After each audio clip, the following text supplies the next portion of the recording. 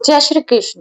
कल हमने भगवत गीता के चतुर्थ अध्याय में पढ़ा कि भगवान श्री कृष्ण कहते हैं कि जब जब इस धरती पर धर्म का नाश होगा और अधर्म की वृद्धि होगी, तब तब मैं साधु महात्माओं की रक्षा करने के लिए अवतार धारण करूंगा।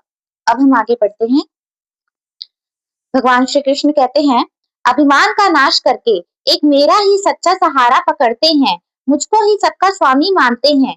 सो प्राणी ज्ञान और भक्ति के जल स्नान से पवित्र होकर मुझको प्राप्त कर लेते हैं।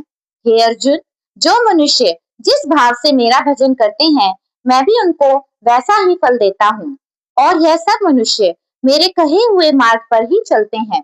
अर्थात जो मनुष्य सकाम भाव से संसारी वस्तु, धन, स्त्री, पुत्र के लिए मेरी भक्ति करते हैं, मैं भी उनको वही वस्तु देता हूँ जो समय पर नाश हो जाती है।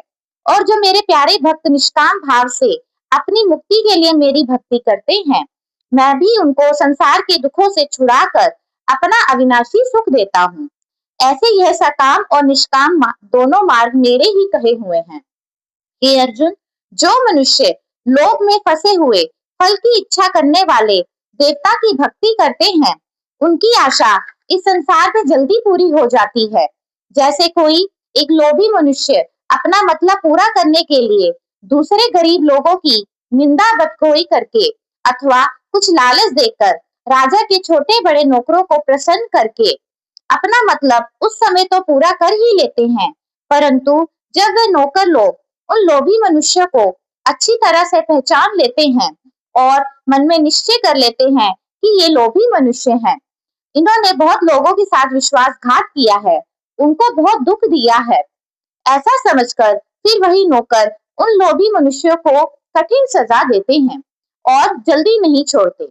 ऐसे वे लोभी मनुष्य उन छोटे बड़े राजा के नौकरों को छोड़कर सच्चे मन से अपने मालिक राजा के पास जाने का यत्न नहीं करते। अंत में उनकी बहुत बुरी गति होती है।